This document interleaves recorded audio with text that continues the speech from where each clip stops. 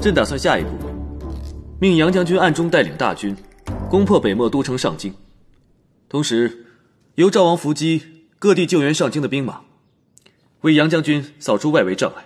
皇上，如果我们把大部分的兵马派到外边去，平宁城无人驻守，要是万一……我们不了解鞑子的军力到底有多少，所以不能莽撞迎战。朕是想智取。哦，皇上，您用的是空城计呀？皇上英明，臣等一定不辱使命。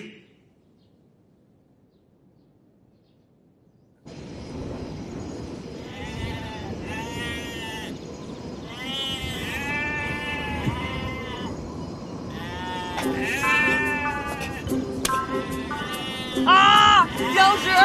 新来的羊屎！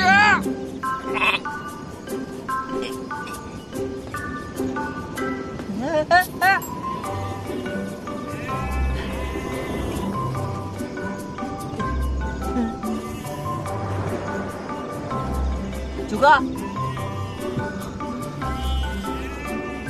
你回来了。九哥，刚才我踩了好大一坨羊屎，还是稀的。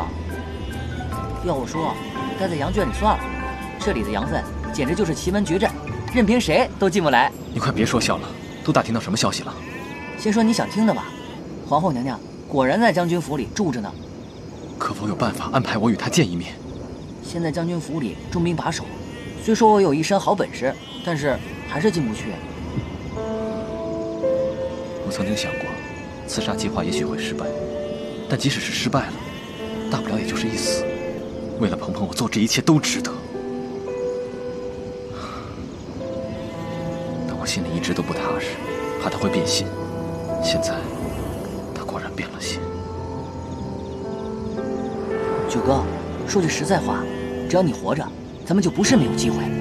一个男人赢得了天下，就等于赢得了所有。我曾经还愚蠢地想过，即使我现在一无所有，我想要的东西也会被我的真诚所打动。九哥，还有一件奇怪的事，我爹和我的哥哥们调集兵马出了平宁城，赵王那儿也在整装待发，不知道是要干什么。齐胜攻于心境，如果我没猜错的话，平宁马上就要变成一座空城了。哦，原来齐胜是在使计。如今看来，只有彻底翻盘，才能夺回我们想要的东西。齐胜会用空城计，我们也给他来一计，借刀杀人。借刀？借谁的刀啊？齐胜的敌人，北漠的鞑子。九哥，你可要想清楚啊！这可是通敌呀！